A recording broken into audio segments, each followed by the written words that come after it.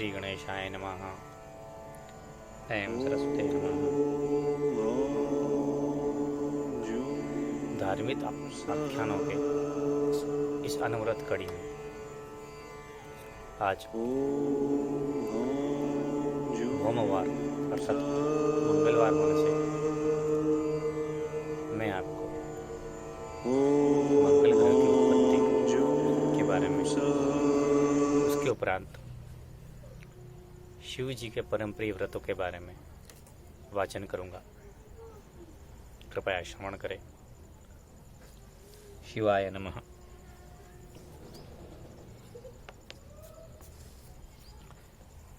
ब्रह्मा जी ने कहा कि शिव जी कैलाश पर्वत पर जाकर सती जी को स्मरण किया और वीरभद्र और अन्य गणों से सती जी की महिमा का बखान करने लगे। सती वियोग के बाद फिर समस्त लोक में फिरकर कैलाश पर्वत पर बहुत दिन तक रहे। एक ही आसन से ध्यान लगाते रहे। फिर जब ध्यान और समाधि का त्याग किया तब शिव जी के ललाट से पसीने की बूंद पृथ्वी पर गिर पड़ी, जिससे एक पुरुष उत्पन्न हुआ। उसके 4 हाथ थे, लाल वर्ण, अति तेजस्वी रूपी, माला पहने हुए बलवान था। जब वह उत्पन्न हुआ तब रुदन करने लगा, जिस प्रकार बालक रोते हैं। उसी समय पृथ्वी ने विचार किया कि मुझको इसका पालन करना होगा, क्योंकि यह बड़ा तेजस्वी जान पड़ता है। शिव जी के शरीर से प्रीति के कारण जो पसीना निकला है उससे उत्पन्न हुआ है। इसके बाद सती भी अपने शरीर को छोड़ चुकी है। मेरे सिवा अब इसका पालन कौन कर सकता है? यह मेरे ऊपर उपजा है, इससे मैं इसकी माता समान हूँ। अब उचित है कि माता के समान इसी को पालूं। शिव जी से मुझे कुछ भय न होगा, और जो मैं स्त्री होकर इसका पालन नहीं करती तो निश्चय है कि शिव जी मुझे अवश्य दंड देंगे। यह विचार कर पृथ्वी माता ने स्त्रियों के सदृश अपना रूप बनाया, जो अति पवित्र और सुंदर था। मानव कामदेव की दूसरी रति ने अवतार लिया हो, अथवा विष्णु जी ने फिर मोहिनी रूप धारण किया हो। ऐसा स्वरूप बनाकर पृथ्वी माता ने बालक को उठा लिया और अपने कूंचे में बालक को मुख लगाकर दूध पिलाने लगी। हंसकर उसके मुख को चूमा। शिव जी ने ऐसा देखकर उनकी ओर लज्जा से देखा और पृथ्वी की अभिलाषा जानकर मुस्कुराए और बोले कि पृथ्वी, तुम्हारे धन्य भाग्य है कि हमारा पुत्र तुमको दिखाई दिया। तुम सुरुचिपूर्ण इसका पालन करो। यद्यपि यह पुत्र हमारे शरीर के पसीने से उपजा है, परंतु तुम्हारे नाम से प्रसिद्ध होगा, अर्थात इसका नाम भौम होगा। यह तुमको अधिक सुख देगा। और कहा कि उनकी चिंता इस बालक को देखने से कम हो जाती है। जो सती के वियोग से दुख था वह कुछ घटा है। पृथ्वी भी इस बात को सुनकर प्रसन्न होकर अपने घर की ओर गई। अति प्रीति से बालक का पालन करने लगी। भौम भी शरत काल की रात्रि के सदृश बढ़ने लगा। कुछ दिनों के बाद भौम शिव पूजन के निमित्त मधुवन में गए और शिव जी की बड़ी पूजा की। गर्मियों में चारों ओर अग्नि जलाकर बड़े कष्ट उठाए और शरत काल में पानी में बैठकर पूजा की। अच्छे व्रत नियम और संयम से 3 करोड़ शिव पूजन किए। ऐसा पूजन कर एक स्थान पर बैठ गए। शिव जी जब प्रसन्न होकर प्रकट हुए तो भौम ने शिव जी के दर्शन किए और अति कठिन शब्दों की एक स्तुति पढ़ी। कहा कि आपने वरदान के बदले यह कृपा की कि आप विराजमान हुए। मैं कुछ नहीं जानता, अब जो भी उचित हो वह कीजिए। वह कहकर वह चुप हो गए। शिव जी ने कहा कि धन्य है तुम्हारी बुद्धि है, तुम मुक्त हो चुके हो, तुम पवित्र मंगल ग्रह हो गए हो। तुम्हारा लोक सूर्य लोक से भी ऊपर होगा। तुम सुखी रहो, तुम्हें आनंद और प्रसन्नता की प्राप्ति हो। यह कहकर शिव जी अंतर्ध्यान हो गए और भौम अपने लोक में चले गए। यहाँ परिवार सहित सुख भोगने लगे और शिव जी के भक्त रहे। हे नारद, इस चरित्र के श्रवण और वर्णन करने से अर्थात धन संतान सुख प्राप्ति होता है और समस्त प्रकार के रोग नष्ट हो जाते हैं। अतः मंगल भौम उत्प्याख्यान संपूर्णम। अब मैं आपको शिव व्रत के बारे में विस्तार से बताता हूँ।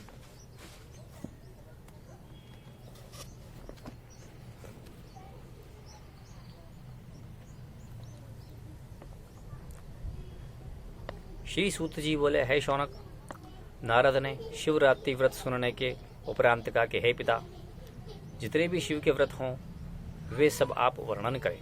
ब्रह्मा जी बोले, शिव जी के असंख्य व्रत हैं जो भक्ति, भुक्ति और मुक्ति देते हैं। इस पर नीचे लिखे हुए 12 व्रत अति आवश्यक और प्रसिद्ध हैं, जिनको याज्ञवल्क्य ने अपनी स्मृति में वर्णन किया है। उन व्रतों को अवश्य करना चाहिए, क्योंकि उनके किए से कामना सिद्ध होती है। यह 12 शिव तो अति प्रिय है, इसी से मनुष्य परम शैव है। इन व्रतों को अवश्य करते हैं। इनकी महिमा स्वयं सदाशिव ने पार्वती और विष्णु जी से वर्णन की है, जिसको द्वारा ये 12 व्रत संसार भर में प्रसिद्ध हुए हैं। ये व्रत हैं अष्टमी, दोनों हरि तिथि अर्थात एकादशी, दोनों त्रयोदशी, दोनों चतुर्दशी और जितने महीने में चंद्रवार पड़े, ये सब मिलकर हर महीने 12 व्रत हुए।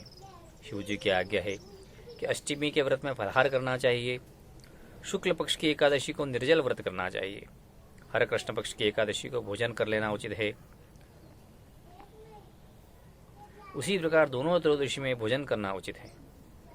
शुक्ल पक्ष की चतुर्थी में भोजन करने की आज्ञा है, पर कृष्ण पक्ष की चतुर्दशी में नहीं है, वो निर्जल ही करनी चाहिए।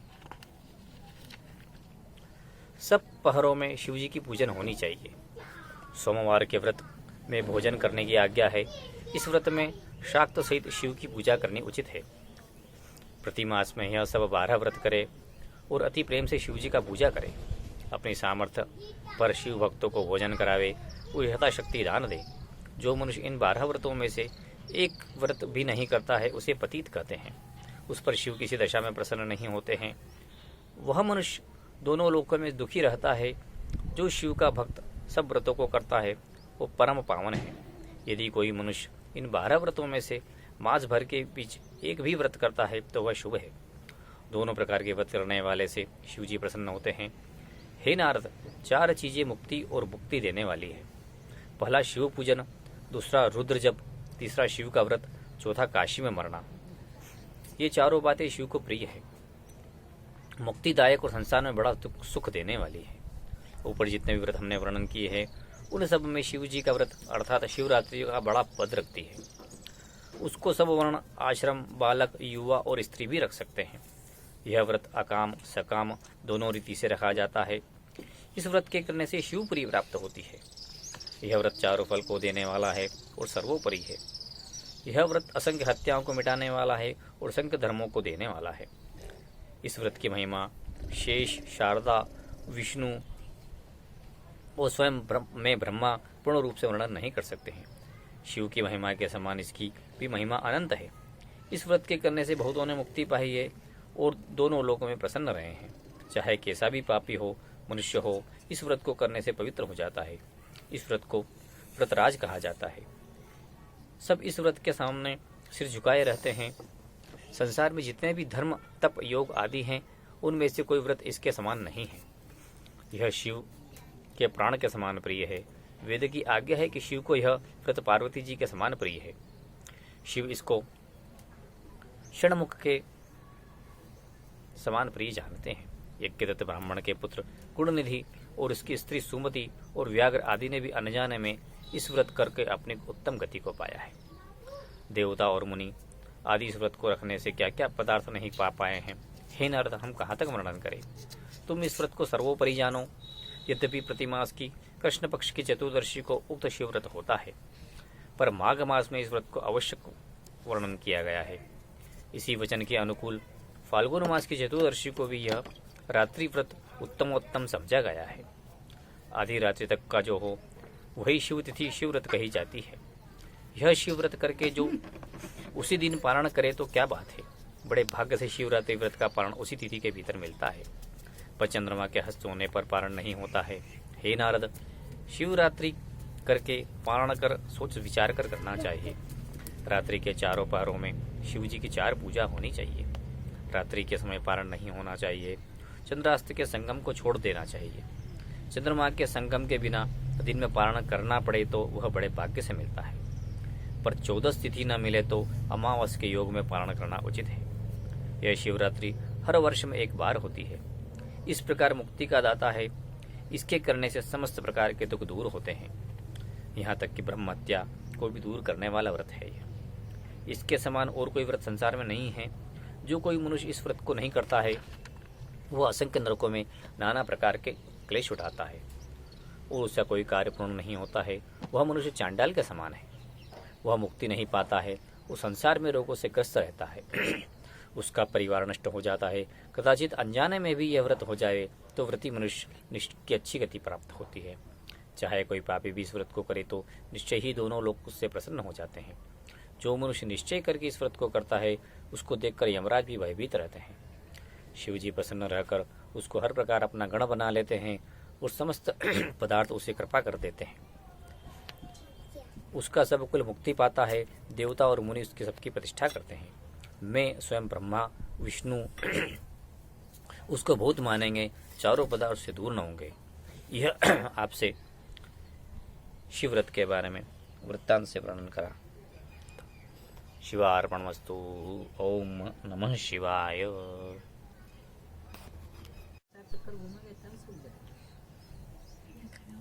इसी तारतम्य में शिवरात्रि व्रत का विधान, किस तरह से इस व्रत को करना चाहिए, उसका श्रवण करें। ब्रह्मा जी कहते हैं प्रातः काल उठकर नित्य कर्म करें और अति प्रसन्नता से शिवालय में जाकर शिव की स्तुति करें। पहले अति पवित्रता के साथ हाथ में पानी लेकर इस प्रकार का संकल्प करें कि हे सदाशिव जी, मैं तुम्हारा व्रत करता हूँ, वह पूर्ण हो, इसमें किसी प्रकार का विघ्न न हो। ऐसी इच्छा करने के अनंतर पूजन की सामग्री संग्रह कर उस स्थान पर जहाँ पर कोई प्रसिद्ध शिवलिंग हो जावे, शिव जी के दक्षिण और पश्चिम की ओर आसन लगाकर पूजन की सामग्री रखें। स्नान करके यथाशक्ति अच्छे वस्त्र पहनकर बैठें और 3 बार आचमन करके पूजन करें। यथाविधि मंत्रों सहित पूजन करें। नृत्य और गायन समेत स्तुति में प्रवृत्त होकर शिव जी का मंत्र जपें। फिर यथाविधि प्रणाम करें। मंत्रों सहित पार्थिव पूजा भी करें। जो मनुष्य इस देवता की पूजा करता है जो मनुष्य जिस देवता की पूजा करता है उसकी पूजा प्रथम करके फिर पार्थिव पूजन करें। फिर शिवलिंग का जो स्थान स्थापित हो उसका पूजन करें। शिवरात्रि का महत्व आप पढ़ें, या जो आप अनपढ़ हों तो किसी से श्रवण कर लें, अथवा कहने वाले की नाना विधि से सेवा पूजा करें। अच्छे अच्छे भोग शिव जी को लगावें। चारों पहरों में संकल्प करें। एक एक लिंग की पूजा करें। रात्रि को जागरण करके बड़ा उत्सव करें। फिर प्रातःकाल दूसरी बार स्नान करके शिव पूजन करें। गाला बजावें, नाचे, बारंबार दंडवत करें, स्तुति कर कर हाथ जोड़ें, सिर नमावें, साष्टांग दंडवत कर विनती करें कि मैंने यथाशक्ति शिवरात्रि व्रत किया है। श्रद्धा और उद्योगपूर्वक आपके मन में प्रेम लगाया है। मुझको सेवक जान प्रसन्न होकर मेरा मनोरथ पूर्ण करो। यह पुष्पांजलि शिव पर छोड़ दें। ब्राह्मणों को प्रसन्नता से दान दें। शिव के भक्तों, द्विजों और यतियों को उत्तमोत्तम भोजन करावें। फिर अपनी शक्ति के अनुसार उन्हें भी दान देकर शिव जी का पूजन करें। पश्चात आप भोजन करें। अब हम चारों पहर के चारों पूजन की विधि विस्तार से बताते हैं। संध्या के समय